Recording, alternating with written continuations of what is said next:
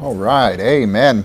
Proverbs chapter 30, as we finish this up tonight, we did the first half of it last week, and on the second half we have 5 different lists where he says, 3 of this, yea, 4. And now what God is doing a lot of times, he will say out of the mouth of 2 or 3 witnesses will every matter be established, or every word will be established. So in the Old Testament, you had to have 2 witnesses to condemn somebody of a crime. A lot of times God would repeat something, and we saw this with Joseph, where the dream, the vision was given twice in a row. He says, it is established. So God is, teaches us sometimes when it's something important, he gives us 2 or 3 mentions or ways to understand it. So here he gives us 3 and yea, 4.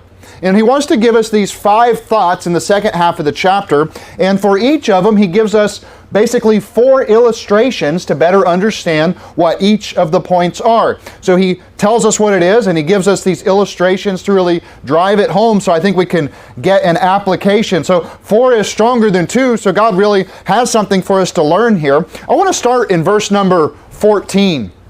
Look at Proverbs chapter 30, verse number 14. There is a generation whose teeth are as swords, and their jaw teeth as knives, to devour the poor from off the earth, and the needy from among men. So this generation, and we touched on it last week, but I'm picking up here because there are people we need to be warned about that just want to devour. And this kind of carries the thought into the first example of 4 that he gives us. Look at verse 15. The horse leech hath 2 daughters, crying, Give, give. There are 3 things that are never satisfied, yea, 4 things say not, it is enough. Now, a horse leech is basically a worm with teeth, and it would live in the water, and it would try to attach itself to the nostrils of a horse or into the mouth, and it would attach itself, and it was very difficult to give off. And he's saying, so he goes from a generation that devours, then he's talking about a worm saying, Give, give, and then he says, there are 3 things that are never satisfied, yea, 4 things say not, it is enough. So of the list he's about to give, these are things that are never satisfied. They're always consuming, they're devouring. Look at verse 16. The grave and the barren womb, the earth that is not filled with water, and the fire that saith not, it is enough. Now go to 1 Samuel chapter 1. So of the things that are never satisfied, that are always consuming, always looking for more, he gives us a list of 4. The grave, the womb, the earth, and fire. Now when it comes to the grave in Isaiah 5, he says that hell hath enlarged herself and opened her mouth without measure, right?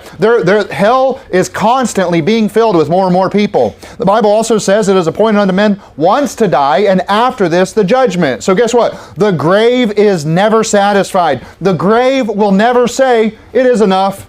The grave will never say, enough people have died, everyone else can live. No, guess what? I don't know the numbers, thousands of people are dying every second all around the world. So the grave, and this is a good example. This is the first one he puts forth to help us understand things that consume or that are left wanting, that make you desire and are never satisfied. The grave. It opens its mouth. It's taking people, and it will never stop. So until the Lord returns, right, until the end of this earth, the grave will continue to consume. The next that it gives is the barren womb.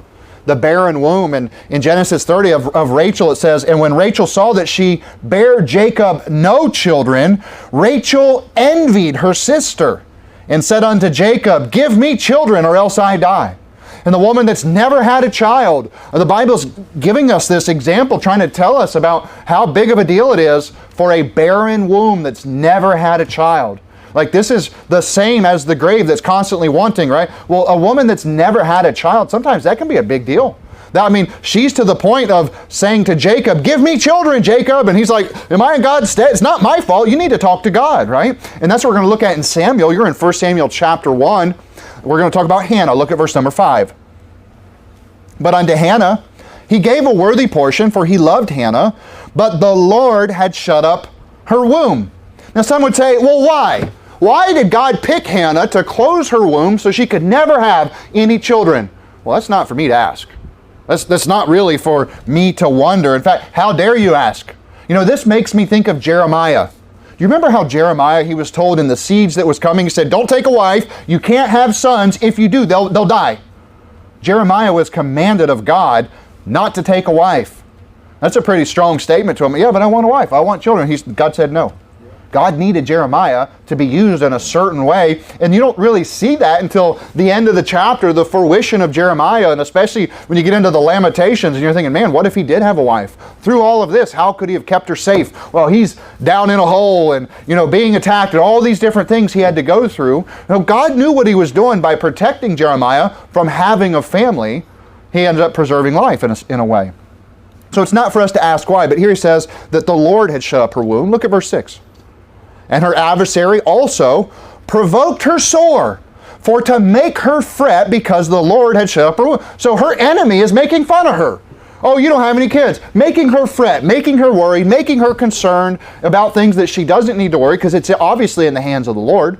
But her response eventually is right. She goes to the Lord. Look at verse 7. And as he did so year by year, when she went up to the house of the Lord, so she provoked her. Therefore she wept and did not eat. Then said Elkanah, her husband, to her, Hannah, why weepest thou? And why eatest thou not? And why is thy heart grieved? For am not I better to thee than 10 sons? He's trying to say, am I not good enough for you? The husband is trying to say, listen, I do everything I can for you. I take care of you. I'm better than 10 sons. I love you. Having a loving husband is a good thing in this world. Not everybody has a spouse that actually loves them, that actually cares for them. And he's trying the best he can, as we're commanded as men, to cheer up your wife. Man, that's a commandment. Cheer up your wife, right? And so I think he's doing the best that he can. Why are you grieved? Why are you fasting? Why aren't you eating? Why are you crying? Look at verse 9. So Hannah rose up after they had eaten in Shiloh, so he got her to eat. Calm down. Calm down, sweetie. Let's have some food, right? Let's come back. And after they had drunk, now Eli the priest sat upon a seat by a post in the temple of the Lord. Verse 10. And she was in bitterness of soul, and prayed unto the Lord, and wept sore. You see how bitterness of soul, that's a big deal. That's a big deal. The womb that is not satisfied, the womb that is barren, that's a troubling thing to a woman when you say, when it looks like God won't give you children. It can really devastate their soul. Look what he says in verse 11.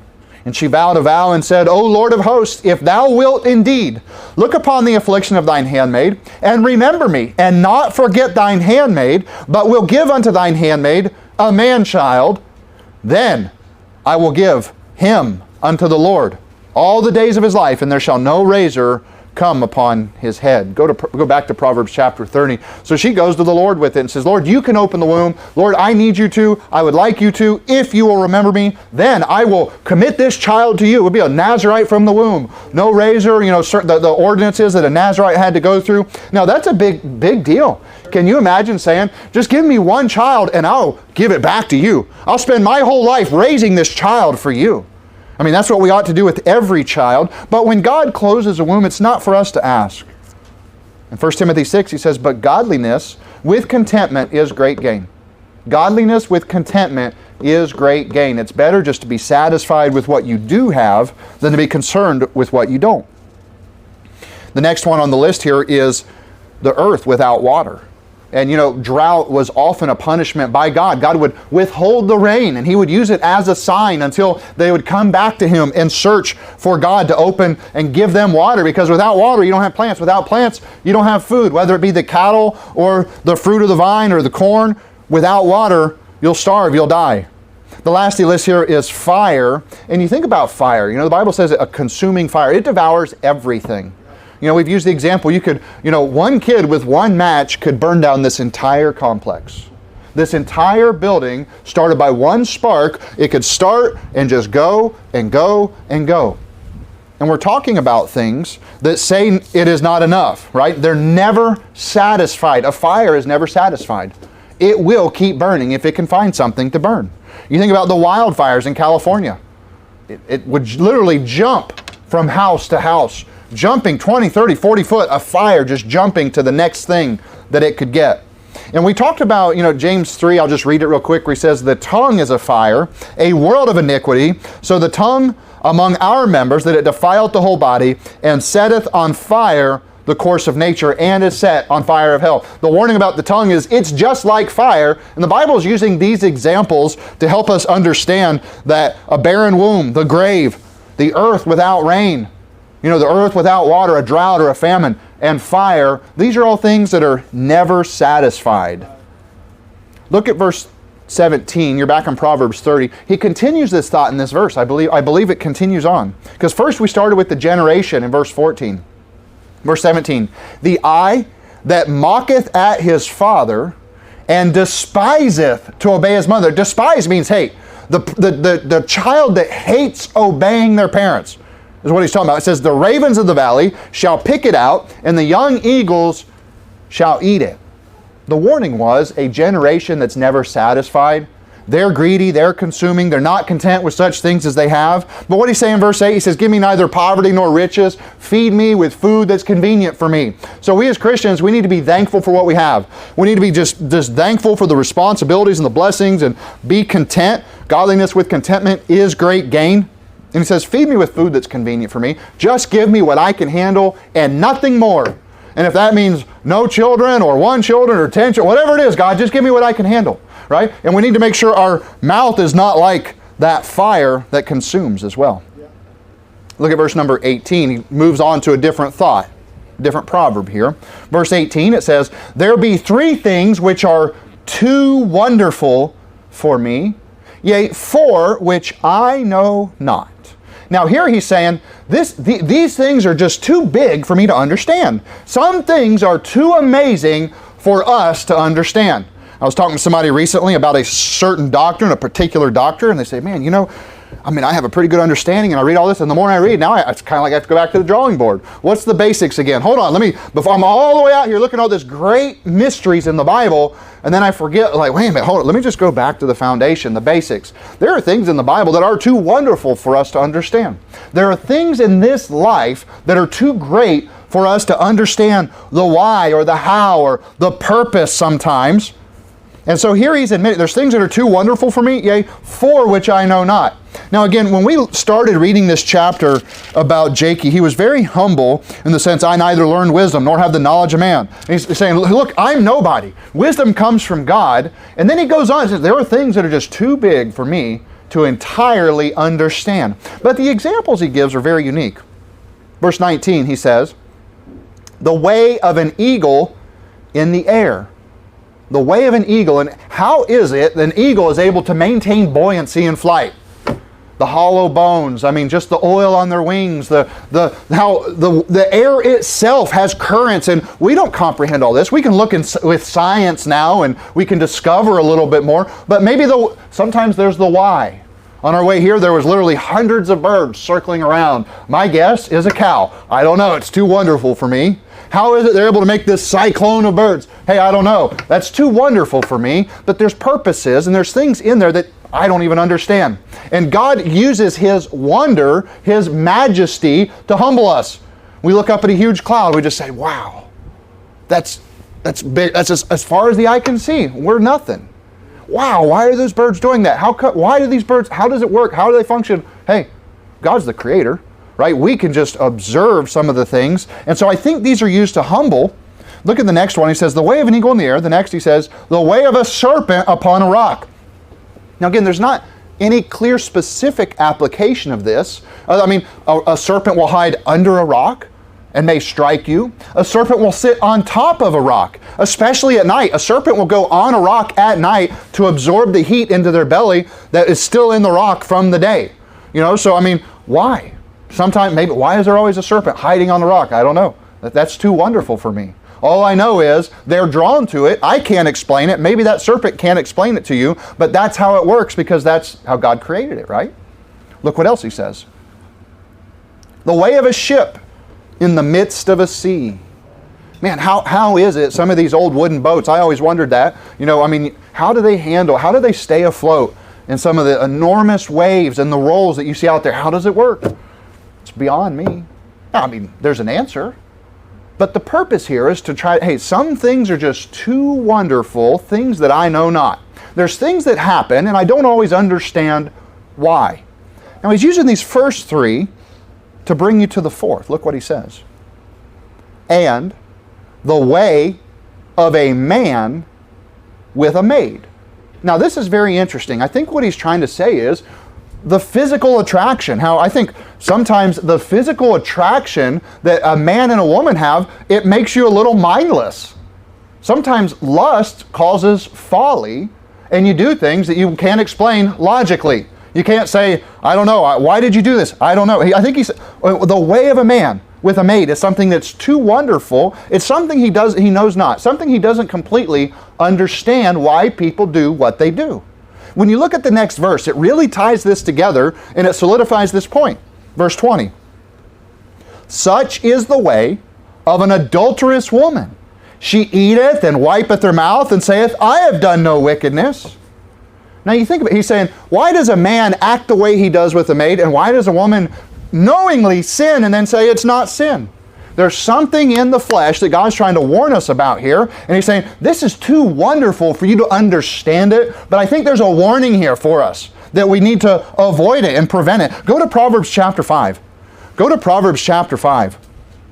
You know, the way of an adulterous woman that says, I've done no wickedness, that's a hard-headed individual that would self-justify. They would set their own standard and judge not according to God's law, but according to their own feelings and say, well, I'm justified. Well, it's okay. Well, my situation or whatever, I don't need that law. I think it's okay. And they would justify by themselves. And that's a hard-headed way to be, to say, I've done nothing wrong. And the similar is the way of a man with a maid. Sometimes that attraction, and God's trying to warn us, right? What's he saying in 1 Corinthians 7? It is good for a man not to touch a woman. It's good for you not to be in a situation because we cannot trust our flesh. God has given us all the way through the Proverbs. He's warned us about the power of the flesh and that it can overcome the spirit and that we need to be righteous. We need to look out. We need to beware. There are people on the hunt, on the prowl, and we need to be on the defense. We need to avoid temptation. We need to flee fornication. We need to run. You think about Potiphar's wife. We spoke about her briefly on Sunday. Potiphar's wife just could not help herself. Her lust for Joseph was so great, she did whatever it took. She literally grabbing at his clothes, and they're like, what are you thinking? There's no logic there. It's too wonderful for me. These things I know not. Why do people act the way they do sometimes? And God is trying to show us our own folly so that we know when you see a snare, avoid it. When you know there's a warning, a danger, get away from it. Pass not by it. Some things are difficult to explain. Some things we can't just give a logical explanation, especially when you get in the nature, literally the nature of the flesh and the attraction between one and another. You're in Proverbs 5. Look at verse number 3. For the lips of a strange woman drop as an honeycomb, and her mouth is smoother than oil. First of all, I want you to understand, every application here, it's not just saying this is only a woman enticing a man. That's two sides of the same coin. Ladies, be careful of a smooth-talking man that's trying to entice you. Same thing, young men, be careful of a strange woman, a woman you don't know that doesn't belong to you, and she's saying things that are smooth. Look what he says in verse 4. But her end is bitter as wormwood, sharp as a two-edged sword. He says it starts out sweet and flowery, but the end will be pain, it's death, it's devastation. Be careful. You don't think of the death when you're listening to the smooth words. You just say, wow, that sounds sweet. Oh, that sounds so great. Look at verse 5. Her feet go down to death. Her steps take hold on hell. Lest thou shouldest ponder the path of life, her ways are movable, that thou canst not know them. You say, it's hard to understand because she's changing, she's shifty, right? Well, avoid the mystery. Wow, that really is mysterious. Avoid the mystery. Don't go down a path that could be destruction. Verse 7. Hear me now, therefore, O ye children, and depart not from the words of my mouth. Remove thy way far from her, and come not nigh the door of her house. Again, flee fornication. Run. Get away from it. If you find yourself encroaching on a situation where you could not be above reproach, where you would be putting yourself in temptation, flee, run, get away from it. Don't go. Verse 9, lest thou give thine honor unto others, and thy years to the cruel, lest strangers be filled with thy wealth, and thy labors be in the house of a stranger. All right, what are we talking about here? The way of a man with a maid. The way of an adulterous woman that says, I've done no wickedness. What we're talking about is no control. That the flesh, if you put the flesh in a bad situation, you can expect it to do the worst. Therefore, don't allow yourself in a bad situation. Use some logic and avoid these situations, lest strangers be filled with thy wealth. You know how many people pay hundreds of dollars a month to somebody else they don't know, they never see, to raise children that they'll never know, they'll never love, that will never love them? And it's sad what's going on today. And we have an opportunity to do something different. We ought to. We need to be afraid of those broken homes. And listen, it doesn't make them, there are those that are saved that live in those situations. It doesn't make them any less Christian, but we as Christians, having the power of the Holy Spirit, need to be warned of the dangers of the flesh. Yep. Verse 11. And thou, mourn at the last, when thy flesh and thy body are consumed. It's sad right at the end. Look at verse 15. Drink waters out of thine own cistern and running waters out of thine own well. He's saying, get your own wife and stick with your wife. Don't be around a strange woman. Don't be around somebody that doesn't belong to you. Avoid these compromising situations. In fact, don't even entertain the thought.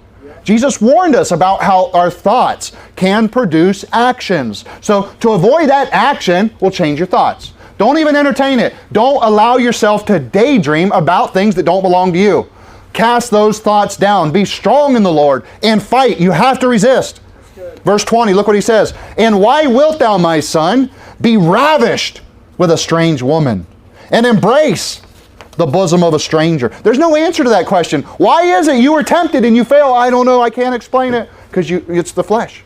It's the flesh. You can expect nothing good of the flesh. Therefore, stand in the Spirit. Abstain from the appearance of evil. Don't be in those situations. There's this warning. Look at 21.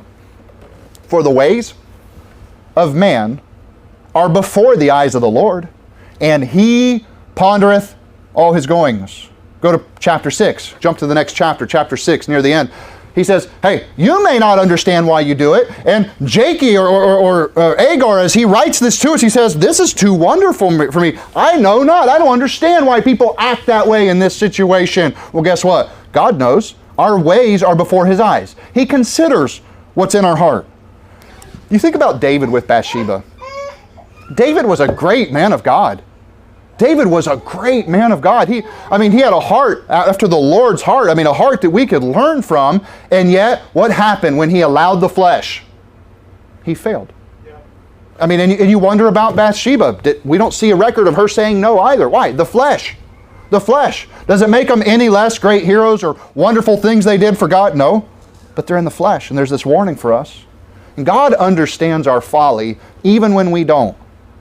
In 2 Timothy, he talks about silly women, laden with sins, led away by diverse lusts. Yeah, we're drawn by our own lust. We're drawn away by our own desires and our own lust, and we enter into sin. You think about Tamar and Judah, how Tamar put on the attire of an harlot. Judah had owed her a son, and he didn't give it. And she knew if she dressed a certain way, Judah couldn't say no. She knew the power of the flesh. Now, she was in sin when she did it, and so was Judah. She knew that he would lust and sin. You think about the other Tamar in the Bible. Her brother was Amnon, half-brother. Absalom was her other half-brother, right? And what happened? He loved her so much. He coveted after her so much. And the power of the flesh caused him to literally be blind. He was doing foolish things, deceiving his father, deceiving her, and then what happens? He hurts her. And then all of a sudden he hates her. That's the flesh. This is the warning about the danger of the flesh. You're in Proverbs chapter 6. Look at verse 23. For the commandment is a lamp, and the law is a light, and reproofs of instruction are the ways of light. Saying the Bible is your flashlight, the Bible is your lamp so you can see what's going on in this world, to see through these things, and being corrected and reproved, that's the way of life. That's how to be on the right track with God. Look at verse 24. To keep thee from the evil woman, from the flattery of the tongue of a strange woman.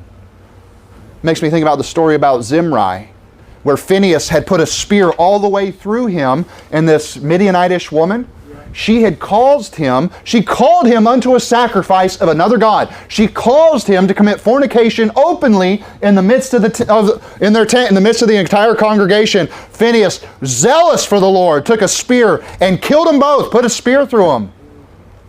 He was drawn away. She knew what it took to get him. To keep thee from the evil woman, from the flattery of the tongue of a strange woman. Look at verse 25. Lust not after her beauty in thine heart, neither let her take thee with her eyelids. Again, taking captive your thought life. Make sure you're not daydreaming or thinking about things. And men, women, ladies, this is for everybody. Yes, the verse is clear about a woman taking somebody with her eyes by looking and giving attention to somebody, but that's a two-way street. Young ladies, be careful. Don't let a man persuade you to do something that you know is a sin. Do not sin against the Lord by allowing somebody to intrigue you and entice you. Don't be curious. Don't be into the mystery. Just walk away. Get away before death comes. Look at verse 26. For by means of a whorish woman, a man is brought to a piece of bread, and the adulteress will hunt for the precious life. You're down to nothing. I mean, and that's sad. Some people are like that. They're 100% in the flesh all the time. There's no logic. There's no thought. There's no goals for building a family. It's just me, me, me. You think about Hosea and how the Lord told him to take a wife of whoredoms. And then he had to go back and buy her back. That's sad. That's heartbreaking. You think about the guy in Judges 19, similar situation. He had to run back and go get her out of whoredoms. And of course, her own demise came. We're talking about no control. The goal here, why is he giving us this word? Why is he even raising the question? Not understanding, it's too wonderful to understand the way of a man with a maid, or an adulterous woman who says, I've done no wickedness. He says, there are people that have no control. They have no desire to have control, and they can't even explain or understand themselves why they do the things they do. Look at verse 27. Can a man take fire in his bosom, and his clothes not be burned? This is God warning you. Listen, don't play with fire. You will get burned. Don't play around with physical desires and lust. Don't chase after those things. Don't think after those things. You will get burned. You will hurt yourself. You will destroy yourself. Verse 28, can one go upon hot coals and his feet not be burned? So he that goeth into his neighbor's wife, whosoever toucheth her, shall not be innocent. Go to the next chapter, Proverbs 7. Again, this is a warning of sensuality. This is what the devil wants to do. This is how a devil can conquer a Christian, is if they stay sensual, if they're always thinking about a feel-good mentality. You're in Proverbs 7, look at verse number 10. And behold, there met him a woman with the attire of an harlot and subtle of heart. Again, knowing how to control other people with the flesh. You think about Herod. We see it in the New Testament, which is Matthew and Mark both, I think, where it talks about Herod had taken his brother Philip's wife, Herodias. Well, Herodias hated John the Baptist so much that she trained her daughter how to dance to please King Herod. And King Herod said, you can have whatever you want. You can have anything. Mama knew the power of the flesh, sent her own child in to get what she wanted because she hated God, hated the man of God. He lost control. He failed in that situation. Things too wonderful, things I know not. Look at verse 21. With her much fair speech, she caused him to yield. With the flattering of her lips, she forced him. It makes me think about Samson. Samson was, oh, please just tell me. Can you imagine time after time after time? Why was Samson so foolish? He was a prophet of God. He was a mighty man of God. He did miracles that no man has ever been able to do again. God used him greatly. And yet what happened? He puts his head in her lap. She says, tell me your secret. Oh, it's this? We'll do it. And then she does it to him. The first time you would think he would have said, whoa, she's trying to kill me. Her ways lead to death. But he didn't. It's too wonderful for me. These things I know not. This is too mysterious why somebody would do such a thing. And ultimately, she was his demise. She forced him, it says, with her lips. She was persuaded. He was persuaded. Look at verse 22. He goeth after her straightway as an ox goeth to the slaughter, or as a fool to the correction of the stocks. As human beings, as Christians, we need to make sure we're not like a fool, like an ox going to our own destruction, searching after the desires of the flesh. God has a purpose. Don't touch a woman, have your own wife. Ladies, don't touch a man, have your own husband. God respects that. God honors that. God blesses marriage. He protects it. Verse 23.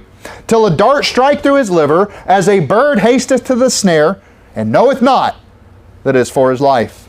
Go back to Proverbs chapter 30, Proverbs chapter 30.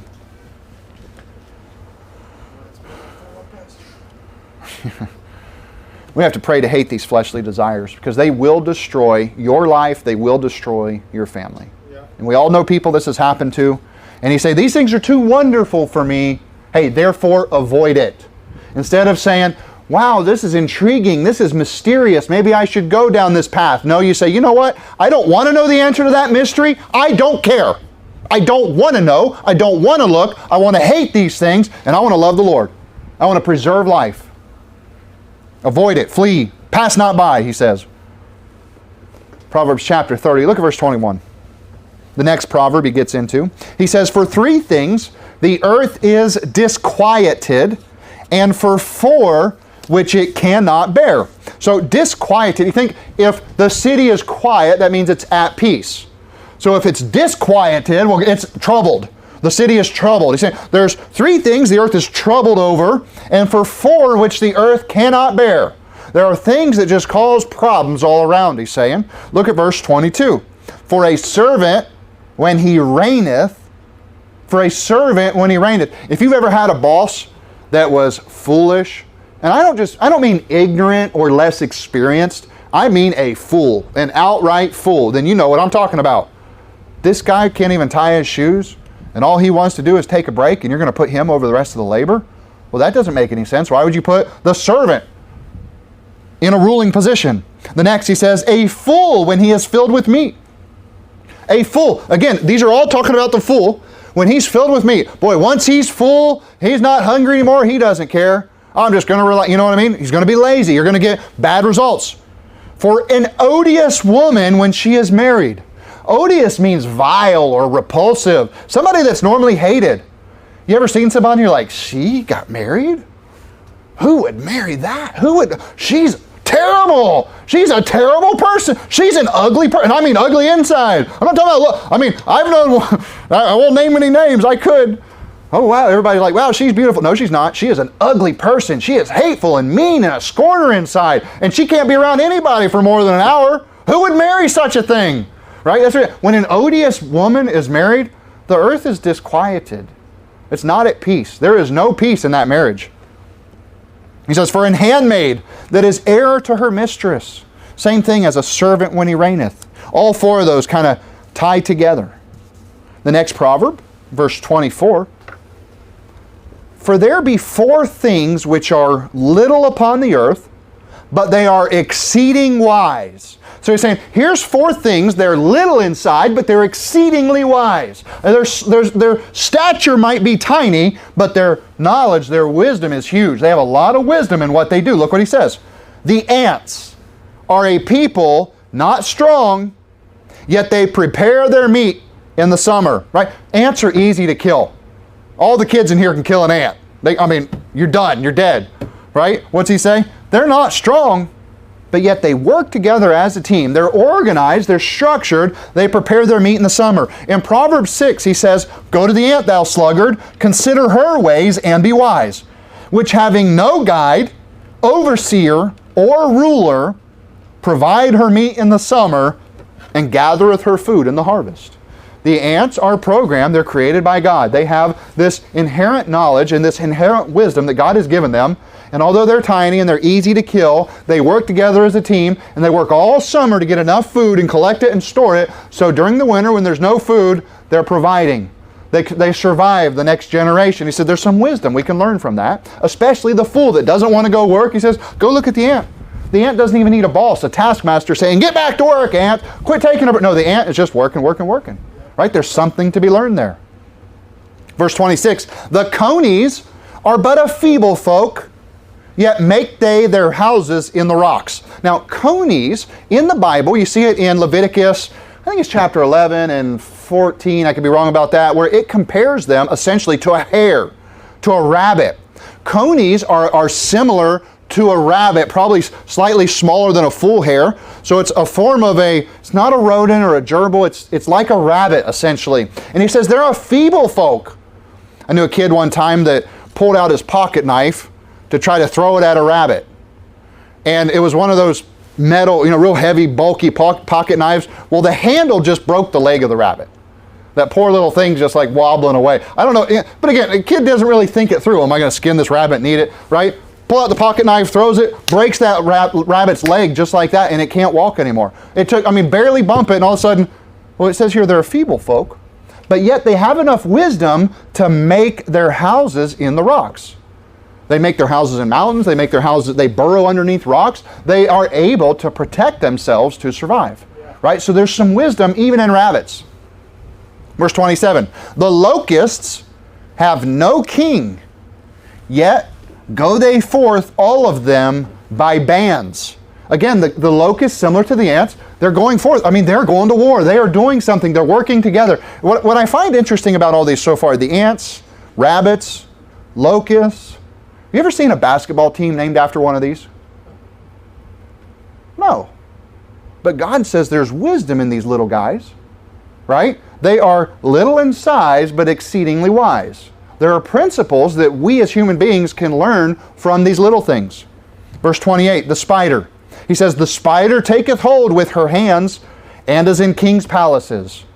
It's like, I know what we'll do. We'll eradicate all the spiders. The spider says, no, I live in the king's house. There are spiders in the White House. Yeah. There are spiders hiding in the White House, and they can get away with it, and they're surviving, and they know what they're doing, right? Go figure, right? God's trying to teach us a little bit of wisdom through some of these interesting animals. Look at verse 29. Here's the final one. This is interesting. There be three things which go well, yea, four are comely in going. Now, comely means, beautiful or attractive or well. So he says, go well, comely in going. And I think what you're talking about is how somebody carries themselves, how they're walking. And we see it in animals. He starts with the lion. He says in verse 30, a lion which is strongest among the beasts and turneth not away for any. I think this kind of defines the rest. We've all probably seen these nature videos of lions. Wow, are they awesome to watch. Brother Mike showed me one of a jaguar basically eating a crocodile, a caiman, whatever it was. It didn't care. Oh, crocodile, everybody's afraid of the crocodile. Not the lion. He doesn't care. He jumps into the water and attacks a crocodile in the crocodile's habitat. He says, I'm going to eat you, and pulls this thing up by its jaws and swims through the water. He's not afraid of anything. And even if you've ever seen just a little kitten, they don't care. They attack mama. They'll attack you. You come walking fast enough, a kitten's going to, I'm going to get you. Like, come on, you're like this size. What are you going to do? You know what I mean? But that's kind of how God made them. They're not afraid of anything. They'll attack things. This is kind of how God made them. So he gives us this as our first example to understand the rest. They go well. They're comely in going. You see a cat prancing around, a lion coming through. That lion is not afraid of a rhino, not afraid of a giraffe.